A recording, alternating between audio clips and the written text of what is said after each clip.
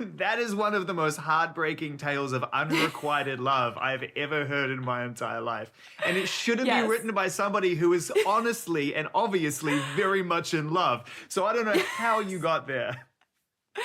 Well, Joe and I really love sad songs. We've always bonded over music, so it was. Clearly, you've written some of the saddest songs of your career We together. write the What's going saddest on? songs. We just really love sad songs. What can I say? I say it was a surprise that we started writing together, but in a way it wasn't, because we have always bonded over music and had the same musical tastes, and he's always the person who's showing me songs by artists, and I'm then they become my favorite songs or whatever. Would there ever be a chance that Taylor's done some acting too? Could you guys Say ever again? do? Taylor's done some acting too. She Any has, chance yeah. you guys would ever do anything together? It's not planned at the moment, but who knows? I know, it'd be great. We got easy chemistry. That would be the There you thing, go. right? I know. I will enjoy yourself tonight. Thank you. Your boyfriend wrote some of the lyrics to some of the songs under a pseudonym, William Bowery. Why? Who chose that name? Did you choose that or did he? He did. He did. Is there a meaning to that? Is it from the Bowery Hotel? I know people have speculated. You got to ask him because it's really more his story than mine. All right, but turn the yeah, camera he does around. a lot Let's see of. where he is. What's it like when you're walking through the house and you hear the piano being played and music being written, and maybe for the first time ever, it's not you, Yeah. it's someone else. Well, he doesn't think of it that way. You know, he's always just playing instruments, and he doesn't do it in a strategic, I'm writing a song right now thing. He's always done that. But I think we would have taken the step of, hey, let's see if there's a song in here. Let's write a song together. If we hadn't been in lockdown, I don't think that would have happened. And I'm so glad that it did. On a musical, I don't think I'd quite be up to the standards as much as I'd love to. I just heard Joe singing the entire fully formed chorus of Betty from another room. Yeah. And I just was like, hello.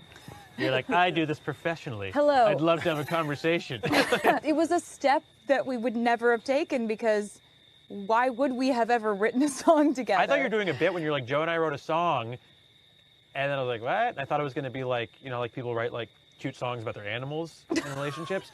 And then you're like, no, we wrote like a real song. And I was like, what? And then you sent it to me, and I was like, So this was the first time we had a conversation where I came in and I was like, hey, this could be really weird and we could hate this.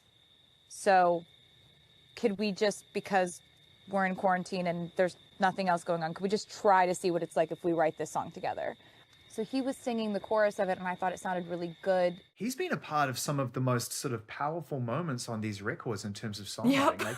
Like, Exile is no joke. Like, that song is a serious, serious moment and another seriously sad song. It is. It is. We're so proud of that one. Also because I do remember the exact moment that I walked in and he was playing that exact piano part. And all I had to do was follow the piano melody with the verse melody. So, because the vocal melody is exactly the same, pretty much. It's mirrored with the piano part that he wrote. And we did the same thing with Evermore, where I'll just kind of hear what he's doing and it's all there. All I have to do is dream up some lyrics and come up with some gut-wrenching, heart-shattering story to write with him. Do you sing at home? Do you sing at all? I don't think it would be fair for me to sing in front of anyone, unfortunately. I wish. Cynthia, did you ever do your rendition of Taylor Swift's I Did Something Bad for Joe? I did not. I haven't done it. I've been waiting. Sorry. I need my counterpart to do it. It was a duet, so I need her, and when she's here, we'll do it. I'm available. Oh my. So here's the question then. You're Joe, and you play music because you love it, and you have passions in the arts in all kinds of places. And I would ask him this if I saw him, but I can't. So I'll ask you. Then you come up with a song like Exile. Has he expressed to you how that feels for him to just be expressing himself, and the next thing you know, Bon Iver and yourself are bringing this song to life? Folklore and Evermore include our favorite artists. So it's, you know, we've always listened to Bon Iver, The National. So it's a big deal for you. It's a huge deal. And you've probably been trying to pluck up the courage to get into the studio with Justin Vernon subconsciously or consciously for a long time. But for him, it's like, how does this happen? I really wanted the bridge to sound like when people write their own vows. My favorite line is, "Ladies and gentlemen, will you please stand? With every guitar string scar on my hand, I take this magnetic force of a man to be my lover." Obviously, like, I have a lot of guitar string scars on my hands from tuning and changing strings over the years, but there's also the symbolic part of it, which is like, you know, I've written a lot of breakup songs and songs about letdowns and bad times and stuff. So you kind of would hope that if somebody's going to choose you, they're going to choose you along with all the things that have hurt you in the past and all the damage. And the rest of the song, I just wanted to kind of paint a picture of two people who are learning to live together for the first time, realizing you can make your own traditions, you can stay up as late as you want, you can keep the Christmas lights up as long as you want, you can let your friends stay over if the night goes too long, because this is your life and your family that you're choosing. And I think that's kind of a really beautiful thing that happens when two people decide to spend their time together. Yeah. This is Olivia. She texted my boyfriend. I only wish our other two co-writers were here. Justin Who? Vernon and William Bowery. Justin is one of the greatest ever. William, I never got to meet.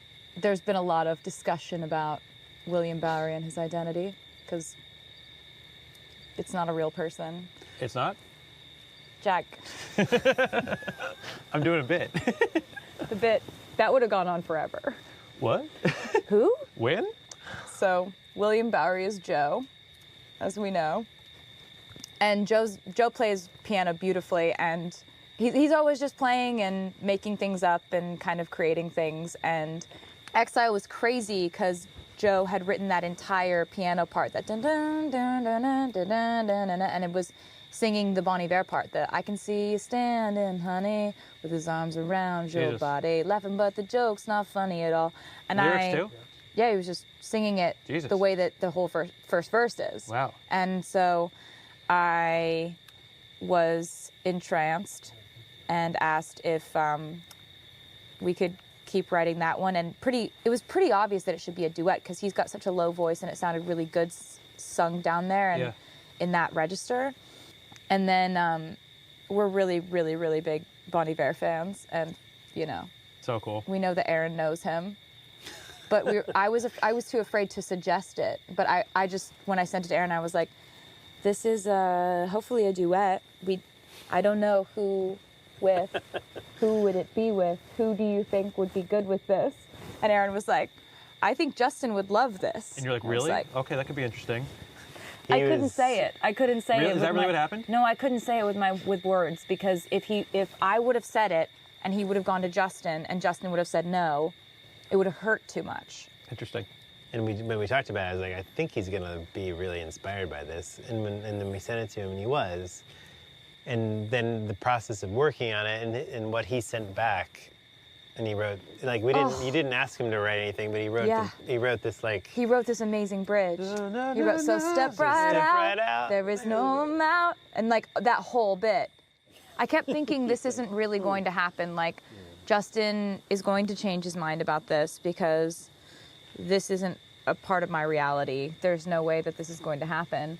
He's gonna record the vocals and then decide he doesn't want to be on the record, and then that just never happened. Like, he just is on the album, and he's just the coolest, and that's what's happening.